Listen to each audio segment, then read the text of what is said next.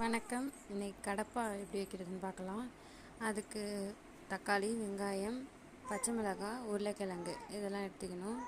அப்புறம் கடலை மாவை தண்ணியில் கரைச்சி அதில் கொஞ்சம் பெருஞ்சீரகம் போட்டு அதை தனியாக வச்சுக்கணும்.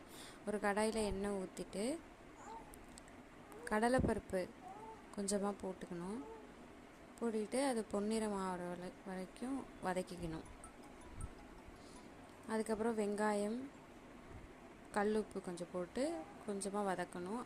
அப்புறம் பச்சை மிளகாய் போட்டு வதக்கணும்.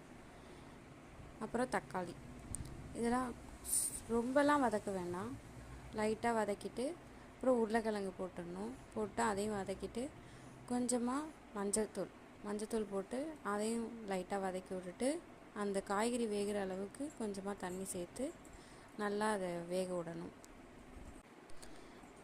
நல்லா வெந்து வந்ததுக்கப்புறம் நம்ம கரைச்சி வச்சுருக்கோம்ல கடல மாவும் பெருஞ்சீரகமும் போட்டு அந்த மிக்ஸை அப்படியே அதில் சேர்த்துடணும்.